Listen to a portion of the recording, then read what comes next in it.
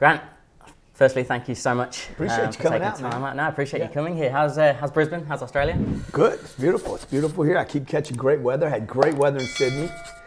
Came up here, and the weather's phenomenal here on the coast. And then I understand you have a little weather in Sydney right now, so I escaped it. Yes. And then we go to Melbourne. Hopefully it gets a little warmer there in Melbourne. And then we go to Auckland, and then I go to Fiji, and then I come back to Sydney. I wouldn't have your hopes up for it being warmer in Melbourne this time of year. Yeah. It's going to be pretty chilly down there. Not in Auckland. Nah. Have you been to the GC yet? If I said the GC, do you know where the GC is? No, what is the GC? The Gold Coast. Oh, I thought the GC was the Grant Cardone. The GC. No, I was in the Gold Coast over 20 years ago. Okay. I came here and did a 2-hour event and flew back. Yeah, okay, nice. And it had to be probably 25 years ago. It was a long time ago, dude. I must have been 35 years old when I was here last time. Wow. And you're here in Australia for 4 or 5 weeks in total? I know yeah, in total, maybe 3.5 weeks. Yeah, okay. Beautiful. I love the country. I love the people. The economy's great here. You can tell there's a vibration of optimism and people trying to get their piece, you know. So the audience was great yesterday. Even bigger in Sydney, you know, just because it's probably a bigger city. But I think the people in Brisbane actually have more energy than the people in Sydney. Oh, that was going to be my next question. Okay. There's a bit of competition between New South Wales, which is Sydney, and Queensland, which is Brisbane. Could you quantify the difference between the two? Well, we were down there. I mean, there's a lot more money down there. Yes, for sure. I mean, it's stupid money down there. We stayed at the Park Hyatt, right? So Nice. we were just looking at the Opera House. So I was right in the bedrock of all this wealth, tremendous wealth, which is very inspirational to me. Like, I love being in, when I go places, the first probably 2/3 of my life I spent scrounging, kind of we talked about this, trying to manage things. And about 10 years ago, I decided, hey, look, this isn't working. I'm just always trying to get by. And I literally made a decision. I read this thing that Aristotle Onassis, I don't know, you probably don't know who that was, but he was a Greek shipping tycoon. And Jacqueline Onassis, that was Kennedy's wife, married him after John Kennedy died. He was extremely wealthy. He would only drink coffee. He had this thing. He would only drink coffee at the most expensive places. And when I read that, I'm like, I've been drinking coffee at the cheapest places, right? And now we got Starbucks where it's not cheap, but people are just hanging out there. But the point of that story is to hang out with people are doing well and want to do well. So we stayed at the Park Hyatt in Sydney. There was all this wealth around us. And this way you said proximity to power. Proximity, man. Be as close as you can to the vibration. Like, even if you can't meet the people. Like, when I changed my basis from staying in a Four Seasons as opposed to staying at the Holiday Inn. No offense to the Holiday Inn, okay? And I'm not endorsing Four Seasons, but you know, when you're staying at a place where breakfast is free, and that's what people are going there because breakfast is free and an upgrade and awards and points. The intention of the family going there is different than the intention of the guy or the gal, the executives that are going to the Four Seasons and paying another $600 a night. For sure.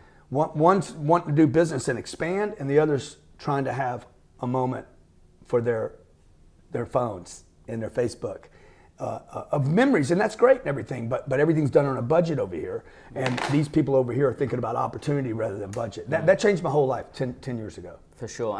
And how would you, the flip side of that then, because when I read 10X Rule, I started to think like that. I surround myself with different people. I started to think bigger. Then the people that are around you, and I think I know what you're going to say here, would suggest that then you're faking it till you make it. Like, no, I'm not faking. You can't fake staying at the Park Hyatt. I mean, the rooms are, I think the room was $3,200 a night. You can't fake that. I mean, you could either pay for it or you can't pay for it. So you're not going to get in faking that. Now, you know, the fake it till you make it thing, like, I think if you fake it till you make it, you know, people are taking that out of context and taking pictures in front of Lambos and private jets rather than saying, wait a minute, I need to show up every day.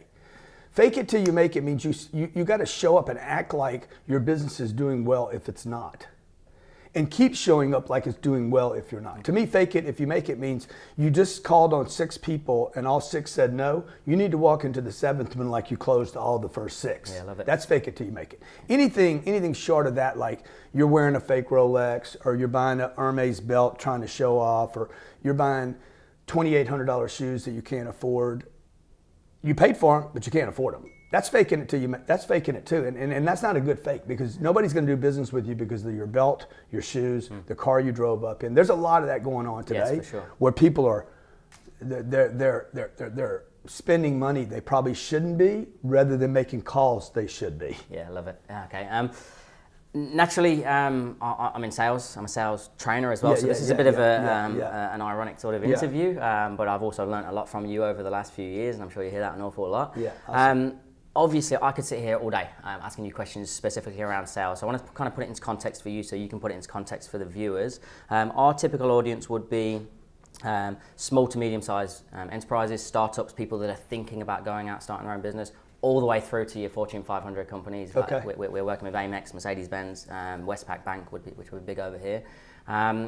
I want to know, we've got Andrew Banks on our board. I love Andrew, by the way. He's texting me right now about walking on the bridge in Sydney. He's like, I want to take you. He says, hey, man, thanks for doing this interview with my guys. I love those guys, and I'm paying for you to go on the bridge. And your daughter's the walk. And I said, it's already taken care of. Sorry.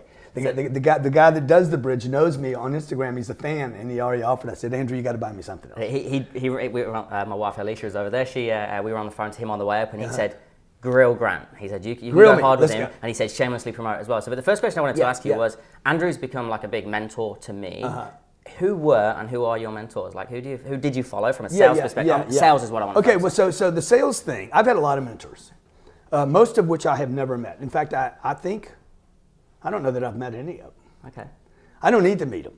Like, what I do is, I believe that if somebody is really going to mentor you, right? Like, then it's not going to be one event. It can't be like a 30-minute thing. It's going to be me understanding that person. Like, if I was going to study Andrew, I want to know young Andrew, 30-year Andrew, 40-year Andrew today, okay? Yeah. And I want to see how his advice changed. You and I were talking about a guy that followed me yesterday, and I'm like, oh, his advice will change over time. I know because my advice has changed. So my first sales mentor, unfortunately, was all the people I was surrounded by. Bobby, Jose, Jimmy, Gene. I remember all four of these guys. The first real sales job I had was I was 23 years old. On the phones or car? This was automotive. This was my sixth sales job, but the first one I took serious. Okay. Because I was having to grow up now. I was like, I need money. Yeah. And I would watch Jose. He was the best salesman there, but he was terrible. He knew nothing about selling. Like, he was lazy. He read the newspaper. He never trained. He didn't educate himself. He had just been there 12 or 13 years, and so people bought from him. And he had a good personality, but I couldn't be Jose. So that's a problem. Jimmy, Gene, Bobby was the manager. He was the worst of the whole bunch, the whole crew. And he was the leader. How common is that? So those were my mentors. Those were the guys I was watching, and it wasn't working for me. Well, I guess it was working for me because their averageness was rubbing off on me. And a guy flipped a tape to me one day. I guess I was 25 years old. I'd gotten serious. I was in sales at 23. At 25, I got serious. I'm like, I'm going to get great at this. And I hated it. Like, you look like you're a natural sales guy. It's really interesting. I wrote it down after yesterday. That's the first time I'd ever heard you say you hated sales. Hated it. Everybody I've ever told about sales, I hated it. I'll share my story in a second. Hated it. Still hate it today. People are like, oh, you're a great salesperson. You must love selling. I hate selling.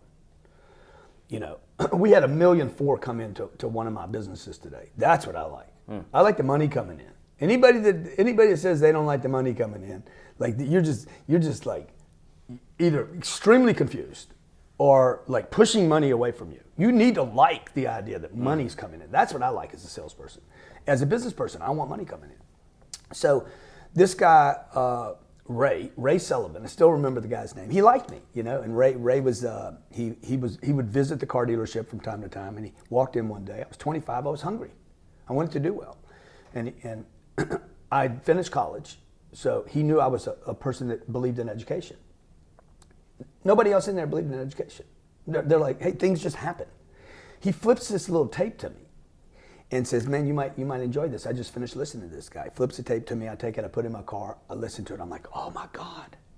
No wonder I hate sales. I don't know what I'm doing. I didn't know what I was doing. I thought you just go out there, talk to people, and they buy something, or they don't. Yeah. Well, in most cases, they didn't buy from me. And it was freaking just killed me. I'm like, they didn't buy from me. They must not like me. Truth is, I didn't know what I was doing. And I blamed it on the career, on the business. And it had nothing to do with the business, because this guy gave me 2 or 3 little tips in that first cassette. And I was like, I went and made a sale. I was like, that was easy, right? So I liked sales more that day. And I liked myself more. All of a sudden I was happy. Like, it was crazy. Like, I went from being like hating my job one day to like the next day completely reinvigorated, excited about it, couldn't wait to get to work and try this thing. So I listened to this cassette over and over and over again. I was broke. There's an 800 number on it, Laser Limited. Still remember the name of the company. The 800 number, I called the 800 number. I said, hey, I'm about to wear this tape out. What else do you have? And they said, well, we have a video program. And I said, how much is it? $3,000. I said, oh my God, $3,000.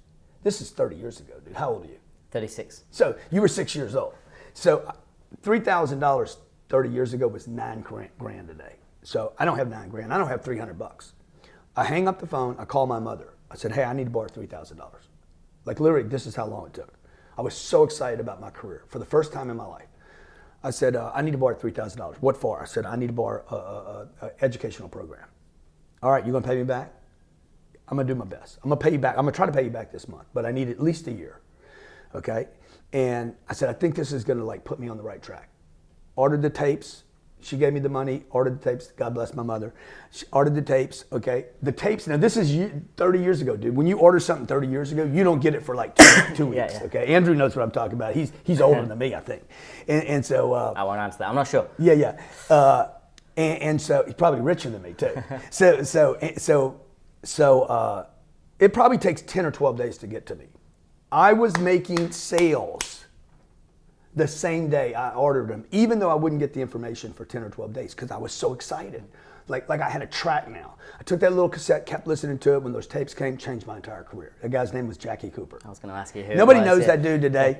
I know that's a long way to answer it, but the point of that story is when I got his data, I didn't study anybody else. I quit studying everybody. I didn't read anything. I didn't look at a newspaper. I didn't take content in from anywhere. This is the one tip that I would guarantee anybody. If you do this, I promise you, the content you purchase will become worth 10,000 times what you pay for it if you only study one thing. Yeah.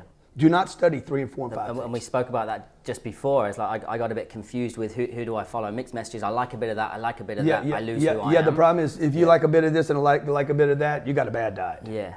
So I eat a little bit of bread, I eat a little bit of meat, I eat a little bit of vegetables, good. What you should do is be loading up on the vegetables. We know that's true. And then maybe the protein and none of the bread. Yeah.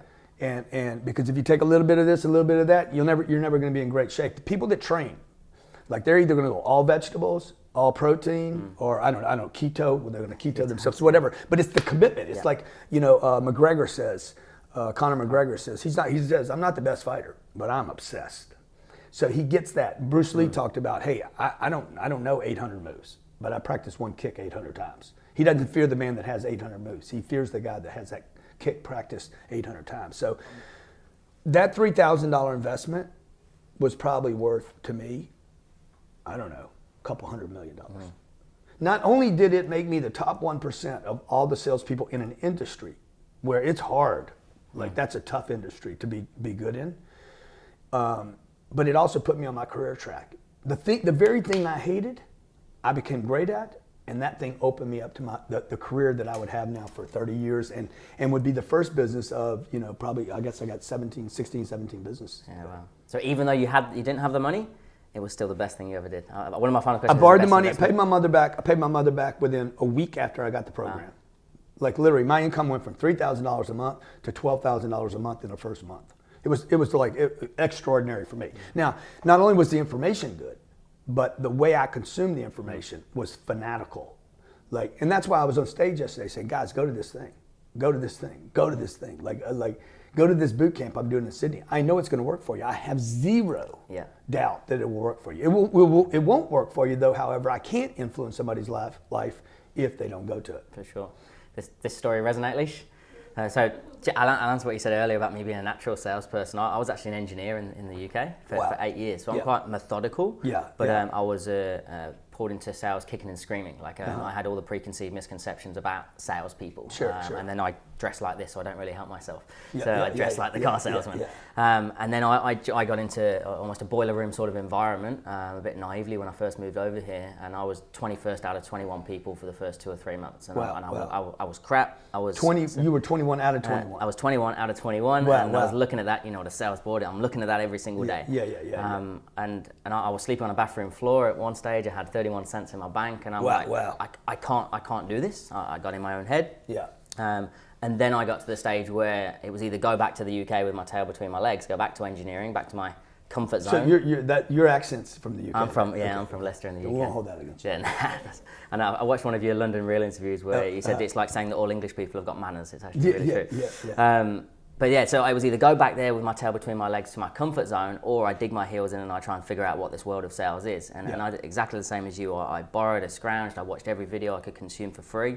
And within hours, I was better at my job. And it wasn't that I didn't enjoy my job. I hated my job because I wasn't very good at it. So now I'm big on the competence-confidence cycle. The more competent you become, the more confident you become. Totally, absolutely. And confidence is a competence game. For sure. And that's where it comes down to you guys. Like I've seen the videos of your office. You role play every day, and the timing's very specific as well. If I'm right, is it 8:45? Yeah, we have a 9:06 meeting. So all the role play training and role playing has to be done before the 9:06 meeting. Yeah, nice. Every day without fail. Every day. Yeah, love it. So anything that we do, any policy we have at any of the companies we have, like it's an everyday thing. It's not every once in a while. If it's every once in a while, I'm like, just don't make it a policy. Yeah, okay. It's either every day and we'll fire over it, or we'll eliminate somebody over the violation of it, or we just don't have a policy. Yeah, okay. So you started to understand that sales is a learned skill. You saying so? Oh, without a doubt. I mean, it's a skill maybe more than mathematics. Like, it's like there's certain things you have to do at certain times in a sales process. For sure. And sales has changed over the last 20 years since the advent of the internet and knowledge and data everywhere. Yeah. Like we don't think about 5 years ago, I told in my office, I said, look, we were running an ad on a major TV channel. And I said, look, when that ad hits, they're not going to that website that we told them to. I'll guarantee you. This has been intervention of Google search, right? And Bing searches is when we run an ad today, I'm like, you have to make sure this page over here that describes this product or this offering or this individual, this page, this Google search is like handled for pages deep. Meaning, if I run an ad on CNBC saying, hey, invest with me at Cardone Capital, or check out my program on Cardone University, and we can improve your sales staff, right? Then before that person goes to that link, they're going to go research me. Who is this dude? People do business with people they know and trust. Yeah. And so that page today, like in the old days, it was like, hey, you don't have a chance to make a first impression because everything was made hand to hand, right? Eye contact, how you dress, how you look, how you talk, do you have a good breath? That's not happening today. It's happening on a search first. Who is your company? What have you done for other people? So that has to be the first impression point. So that I told Jared, I said, Jared, look, I want to make it easy for our call center. Like my job as the owner of the company is not to make my people better on the phone. That is one of my jobs, not my first job. My first job is to make the customer know who I am and trust me before they make that phone call. The only reason businesses fail is for obscurity. Obscurity. Yeah. Obscurity. Yeah. And obscurity. You took how many pages of notes you did? 4 pages of notes. Oh, yeah, yes. good. That's and do you write small? Do you write small? Like what's a page of notes? I'm pretty meticulous. I like calligraphy, so I'm like real small. There's a lot of notes. Yeah, you're an engineer, so he's like, that could be like 17 pages of notes for an engineer. Yeah, and then secondary to that, it is, so the only reason we fail, or the two reasons we fail are obscurity. Yeah. And then I don't know you. The first definition of obscurity is I don't know you. This guy's a great camera guy, right? What do you consider your profession? Videographer. He's phenomenal. This guy's phenomenal. I mean, the moment he walked in the door, the guy's like, he's a producer, is what he really is. He's a producer, director. He's probably a cinematographer. He's probably going to make movies one day. He's freaking unbelievable, right? So he takes control of the environment. He wants to make everything look good. I don't know him. Obscurity. We didn't know each other. The second degree of obscurity is I know him, but I forget him. So the next time I come back to the gold call, it could happen. I could forget you, dude. Okay. No, don't. You're never going to forget me. Everybody forgets everybody, right? So People remember what's in front of them right now. Everybody's overwhelmed with sensation, information, offers, possibilities, distractions. This is the salesperson's ultimate curse. And even worse today. It's like, oh my God. There's pros and cons of the technical age that we're in. It's everywhere. I walk in this place. I got 2 little kids. I walk in this place. My kids are looking for candy, right? We're used to staying at hotels that are like, I don't know what I was thinking staying at this hotel, right? We come in here, there's offers, okay? R is for recovery. Okay, that's good. Maybe we need some recovery stuff. Hydrating facial. Oh yeah, I could use some of that. But then this package right here, this is the intimate package. Condoms, lubricant sachet, female toy, adult games, satin blindfold, male toy. My 8-year-old's like, what is a satin blindfold? Yeah, the distraction. That's for playing hide and seek. Right. So I was just getting ready to make a purchase on the internet, and my daughter's like, "What is a play toy? You know, an adult play toy? What does that look like? Can I open it?" Right. Well, I was distracted from my purchase, right, because of, and this is the real world. So what happened was the thing that I was going to go purchase on the internet goes into obscurity. I know about it, but I forgot about it. Yeah. Even if for a second. And this is the curse of businesses today. And businesses are not combating it enough. This is why I spent so much time on marketing yesterday. Money and marketing. Marketing is senior to sales, you said yesterday. Did you like that? Yeah, I did. Yeah, it's the first time I'd heard it. Because we always get that battle of what comes first, that marketing or sales, what's more important, marketing or sales? Like this is a $400 million mistake that I made in my career. Because I got good at sales. I was telling this sales trainer in the U.S. I said, "Bro, you're stuck in a sales cycle." He kept asking me, "What's the thing to say? What's the thing to say? When you get to the door, what do you say? When you take the phone?" I said, "Dude, you're stuck in it. This is why you have never grown into a business. You don't have a business. You office out of your home. I mean, I'm in his house doing this thing. He's got all of his employees in that." I said, "I got an office. I got 25,000 square feet, and every single square meter of that place is filled with people. He's got a house that he sleeps in at night, and that he brings people on the telephone." Okay, you know him because he used to live down here. Sketchy, you know who that is? I know the name. Yeah, Sketch. They did a movie about it. Okay, that's the only reason anybody knows Sketch is because they did a movie about him, Jordan Belfort. So I said, "Jordan, the problem is you're stuck in what to say, bro. You got to build a business, and that business has to know you and trust you. And the way to get people to know you, people buy from people they know, and then they decide whether they trust you or not. But the truth is, people also buy from people they don't trust, but never buy from somebody they don't know. I have to know you to do business with. You can't sell a secret. You can't sell a secret. Yeah. So I know today that if I would have turned my marketing on earlier in my career, I would be 10x bigger than I am right now. Promote. Love it. Then the sale gets easier. Yeah. And that's why I told my guys in my office, my job 5 years ago, I said, my job now is to make it easy. We were making all cold calls. My job is to get the company known so well that we never make a cold call again. On that, because we talk about that a lot as well, cold calling, and we teach cold calling. Does it still hold merit? Absolutely. You still do it in your office? There's still a capacity? God, dude. We do about $40 million on e-commerce, just landing pages. Yeah. You hit a website, you buy something. We'll do that every year. But the other 120 million comes from traditional sales. Personal visits, doors, knocking on doors, going out and visiting customers, making outbound calls and handling inbound calls. Yeah. Anybody says that telephones don't work, I raised, in addition to that $160 million a year, we raised $223 million as of yesterday in 20 months taking phone calls. This is Cardone Capital? Cardone Capital. Yeah, nice. Okay. So going directly to the public, going directly to human beings on Instagram. Hey, call this number, schedule a call, plan a call. I mean, I got a calendar with nothing but phone calls. I got people who can't even answer all the phone calls.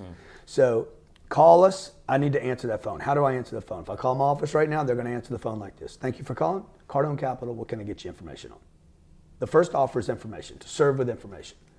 So the open door is, I'm here to give you information. Now, 30 years ago, the Tom Hopkins, the Brian Tracy's, guys that I learned from, they were talking about information was late. It was late. Don't get to the information first. Don't talk about the price till right at the end. Leave it at the end, you know. So I'm the guy that like switched all that. I was aware that like, no, you need to get it up front. One of the best changes we ever made a few years ago. Right. Bring the price up front, let them build value throughout the conversation. Yeah. I'm with Success Resources. Notice when I made my offer yesterday. 30 minutes in was the first. Maybe. Yeah. In Sydney, I made it in the first 5 minutes. Yeah. I took a little long getting to it. So and people, I was taking minutes. I said, huh? I was taking minutes. Oh, were you looking? You looked at when the offer was? I knew you seeded it. Yeah. You seeded it right at the start, but the first time you actually referenced the name, the boot camp, was about 28 minutes. Okay. I'm an engineer. I think we already. I think we already had people going to the tables. You did. It was amazing. I was told over and over, hey, you can't make your offer early. I'm like, why not, man? There's 4,000 people in the room. You don't think somebody in this room doesn't want to just do business with me no matter what? I don't need to tell them what it is. I don't need to tell them where it is. I don't need to tell them how much it is. I'm like, hey, go over there if you want to buy it. What is it? It doesn't matter if you want to do it. It really doesn't matter if you want to do it. I didn't know what this room had in it. If they'd have given me all this information, I wouldn't have booked this room. Like literally, if we'd have got more information, I'd be like, I don't want to stay here. Okay, I want to stay at a little more adult hotel. Yeah, that makes sense. And on that, you spoke about the kids a minute ago, Sabrina, Scarlett, and obviously Elena. You speak an awful lot about legacy and what you're trying to create here. What does the legacy look like for you? And we spoke just before, and I'm sure there's a lot of other people behind the scenes that want to know this. How do you balance that when I've got an 8-month-old baby boy now? Like, how do you focus on the legacy and the motivation? Yeah, well, I don't think you'd worry about legacy at this moment. You know, I'd worry about money right now. Period. Like, number one thing I would worry about every day, you guys can get on the same page about, is money. Money can change your lifestyle. Like, I don't think this message is being shared in Australia. No. Or if it is, it gets shut down because you're not supposed to focus on money. Don't talk about money. Yeah. Okay. There was a speaker yesterday here. I'm sure he's telling. He probably opened with, guys, this is not about money. Probably opened with it because he doesn't understand what he's talking about. Like period. Like, I tried to play that game. You cannot. Every business on planet Earth has to have money. Every household on planet Earth has to have money, unless you got a daddy with a business that's going to give you your start. And you can go in the basement and make videos on YouTube and put them up on YouTube for free and give your content away for free forever. If you can do that, if you got a daddy to take care of you, that's great. I didn't have that daddy. My daddy died when I was 10. I don't have a daddy to take care of me today. Okay, my kids have a daddy, but before long they're going to wake up and be like, I don't want to live here anymore. I want to go out on my own, and they're going to find out, shit, I ain't got a daddy no more. Okay. Because it's not my job to take care of them forever financially. It's my job to take care of myself, my family, my businesses, my dreams. When they go out on their own, it's going to be their job to take care of themselves. Or they can be like, hey, I want to be part of this gig and I want to take care of this legacy. So I'm at a point in my life, you know, I'm twice your age. So I'm like, okay, what happens with the next 20 years? I got my money right. I don't think my money gets destroyed. So I'm pretty protected there. Now it becomes important. How do I get that to fuel something that lasts longer than my physical body does? You know, how do I start planting seeds that would make me live for a couple 100 years rather than 80 years? Yeah. So what does it look like? I don't exactly know what it looks like. I mean, it's kind of changing every day, but once we're like, we draw it out. I draw it out. Hey, what do I want my life to look like? You know, we were talking about this with Alicia, right? And just like, look, I look at my life like a refrigerator. Like, what do I need in it? Everybody does this. Like, you come into the room and you're like, hey, what do I need in my room? I need a sofa, I need a bed, I need a refrigerator. Oh, what do I need in a refrigerator? Yeah, most everybody's got their refrigerator figured out, unless you're really poor. And I remember, man, when all I had was pudding sticks. I couldn't afford anything else. But I wasn't thinking about filling up the thing, and I didn't know how to get the money to fill up the thing. And then people were telling me money didn't matter until I looked at my refrigerator and I'm like, hey, money matters. Yeah. So what I did was I decided, once I figured out how to fill up my refrigerator, then I said, hey, I'm going to treat my life like a refrigerator. What do I need in that refrigerator, or in my life in this case, so that I can do what I want? If I could have anything I wanted, okay, what would I need? Okay, and then I start saying, man, I got a time problem.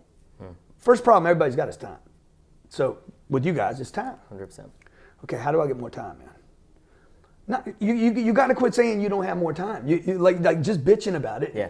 I don't have time. I don't have time. I don't have time. Good. That ain't going to get you anything. You got to change the question. How do I get more time? Let me think about that. Wow, I could hire somebody. I'm going to hire somebody, man. Shit, what was I thinking? I had 2 employees. There was 3 people in my company for 20 years. I thought, for 20 years, man, I had 3 employees. I thought if I had fewer employees, I'd make more money. I don't know what I was thinking. Completely insane.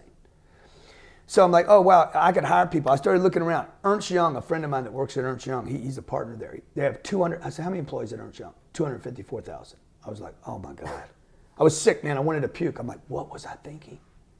They have 254,000 employees. I'm worried about 2, right? So, I could have a better life if I had more employees because I would have, I need a nanny. I need a nanny to take care of the kids because kids will wear you out.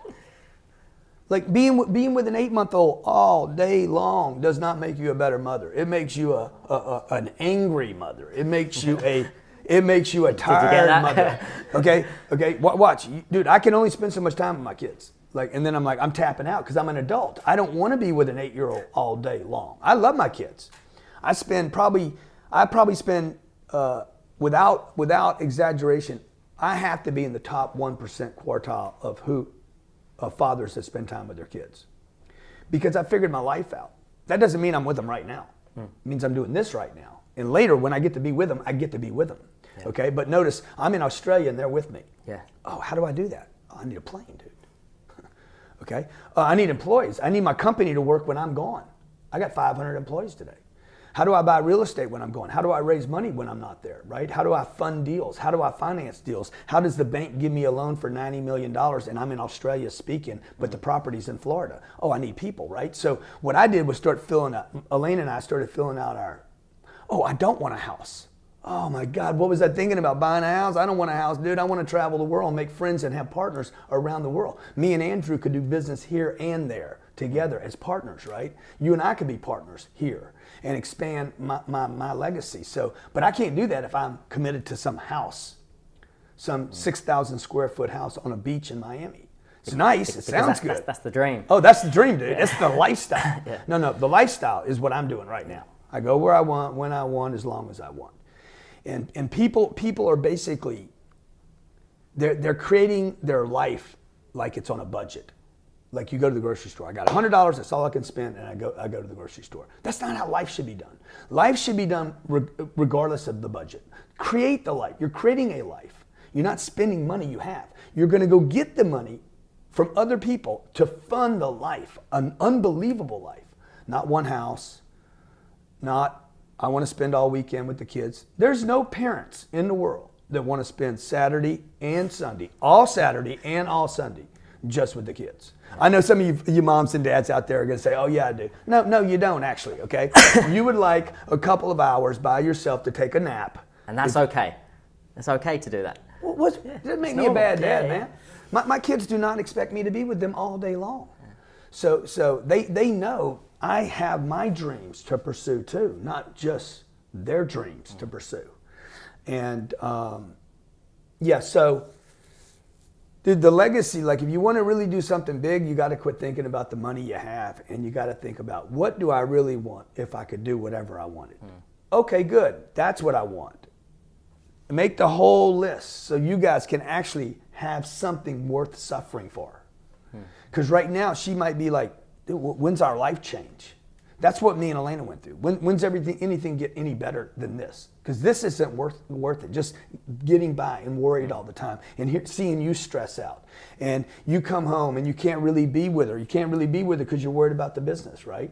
And you can't really be there because now you're burnt out on the business because you've done the same thing and made $1 million for 3 or 4 years and you're like, okay, that didn't make me happy. So she can feel that too, right?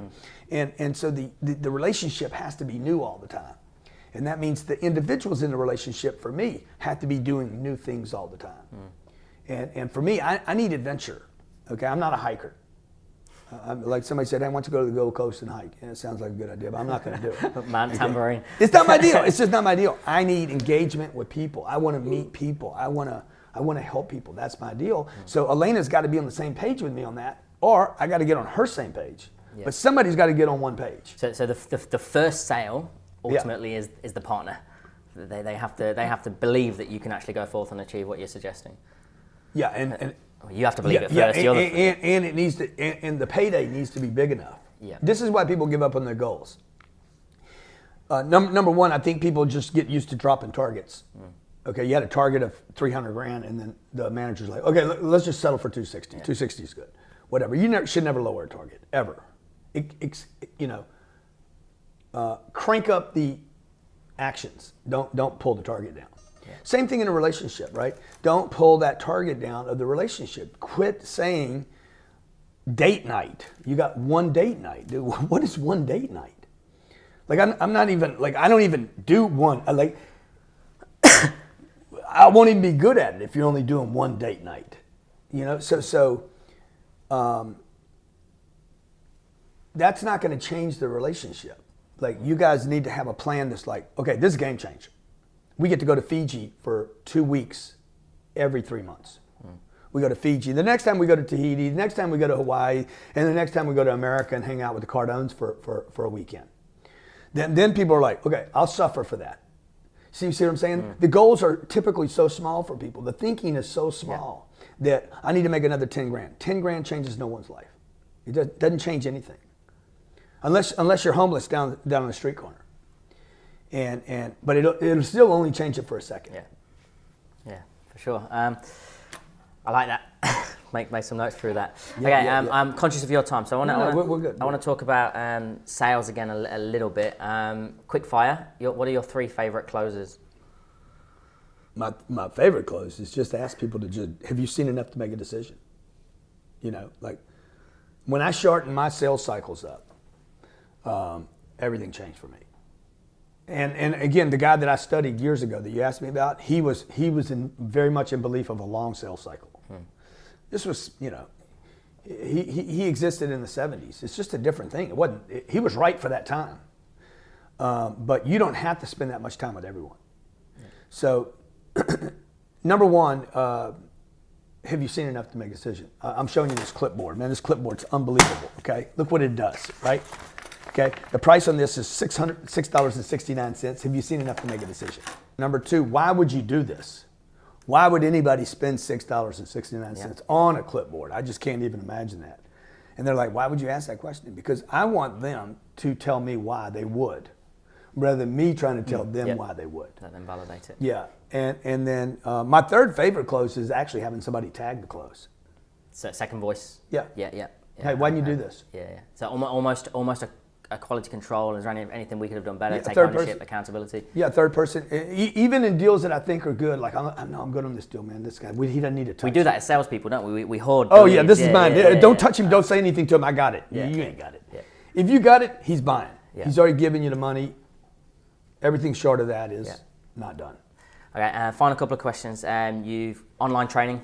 We have online training. Yeah. We do boot camps. You do boot camps. There's a bit of a theme sort of falling into place. You're either following me or I'm following you. One way or the other. How does it impact people from an online perspective? Well, obviously, everyone's like, oh, face-to-face is much more impactful. I get way more out of you. For us to scale the business, it's not.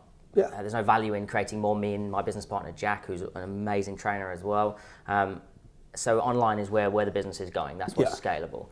How do you counter that argument with people? Yeah, we have 50 million. We've had 50 million logins at Cardone University. So, like, I'll take 50 million over, 4 boot camps a year. Yeah, 4 boot camps. It's just we have probably 1,200 companies that pay us $40,000 to $80,000 a year on a monthly. Yeah. Then we have individuals. I think tens of thousands of individuals that pay us monthly. Yeah. And I'll take quantity over quality any day of the week. And the reason I say that, because I can reach quality people. Look, it's not about the information first. It's about the quality of the person first. Okay. So the quality of the person matters more than the information. So the only way, and this is really, really important for people to understand, my content is only good with people that are quality. People that are not quality, can't see it through, fake it till they make it, looking for a shortcut, get rich quick, you're not in it for the big play, you can't think big, you hang around negative people, you're all screwed up in your head, you're on drugs every day. Like my content's good, it's only gonna be so good with you. I want the highest quality people possible. How do I get those people? Through quantities of people. Then once I can spend one-on-one time with them, right? That's why we have price levels. That's why I charge what I do for a boot camp. That's why I charge what I do for a mastermind. And that's why the coaching becomes very, very expensive, because I want to spend, it's a filter. Here's $100,000, Grant. I want to spend time with you, twice a year. It just gives me a different quality of person. And it also gives the client something to look forward to, right? A road to go to. So I would just say, look, the combination of both online and in person is the most powerful, because in person ends pretty quickly. Yes. To be able to say on Monday, this weekend we have a boot camp, and on Monday you have something you can look at, watch, review. That's the most powerful combination. And where's your buzz from a training perspective? You still go out, you do the boot camp at the end of the month in Sydney. Still fills you up? Still love it? No, one thing does not fill me up. Okay. I have a tremendous appetite. So I need all this action. And this is why my wife needs to understand, I need the action, right? I need the action. Now, I was in Sydney, and this counselor chick started talking about, well, you got issues. If you need all this action, you got issues. I said, well, okay, whatever. Then I got issues. I mean, I don't even know what the point of the question is. I got issues. But it's really important for Elena to know I got issues. And my issues are this. I have tremendous potential, and I'm interested in conquering a lot of things.